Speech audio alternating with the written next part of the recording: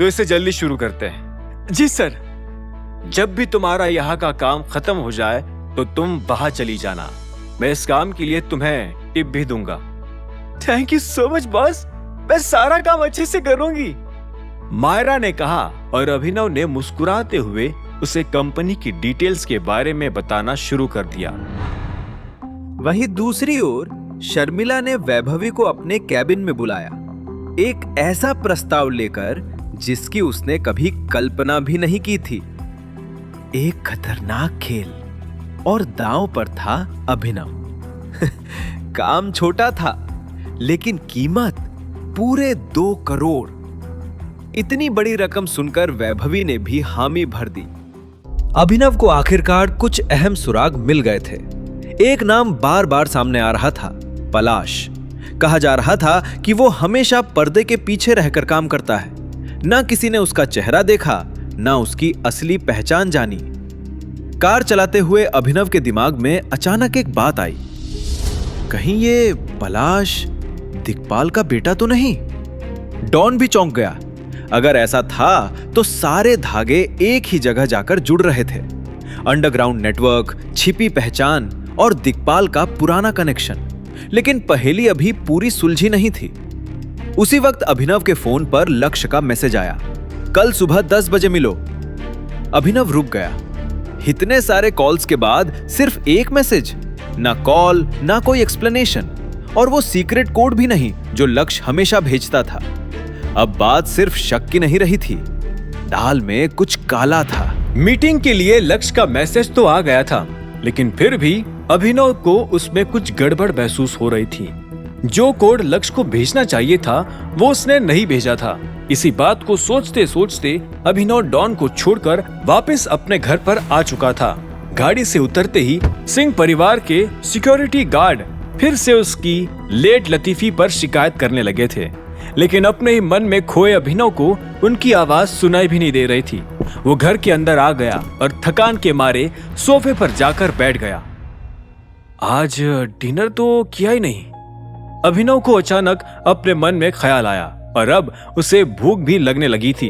इसी वक्त एक मेड किचन से निकलकर अपने हाथ में ट्रे लिए डाइनिंग टेबल के पास आई।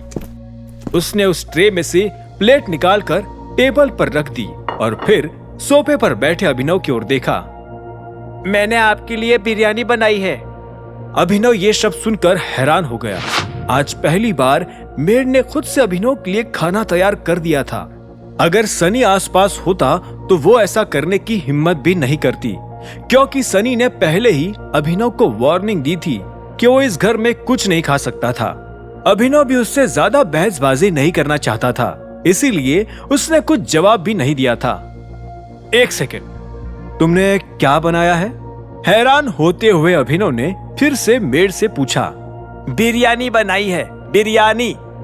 मेड से कंफर्मेशन सुनते ही अभिनव को झटका सा लगा।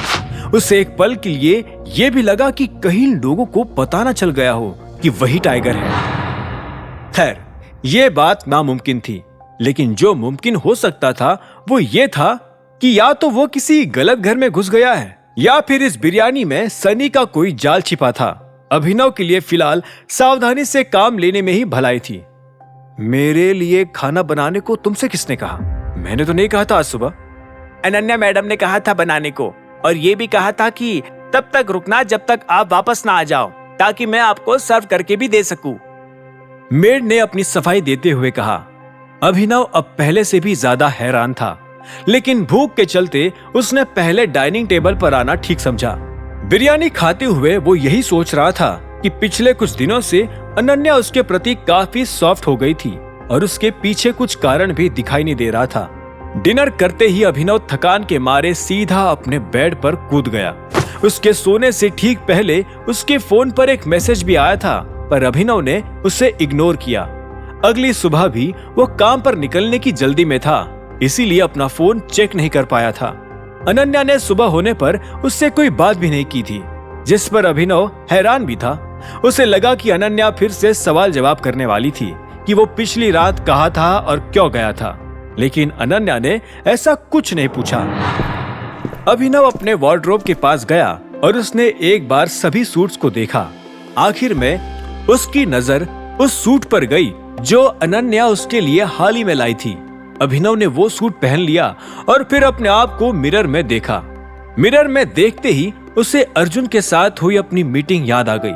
अर्जुन ने कहा था कि उसे जिम रेगुलरली आना चाहिए था और अभिनव को भी ये बात समझ आ रही थी। वो अपने एब्स कुछ सालों पहले ही खो चुका था और अब समय था उन्हें वापस बनाने का।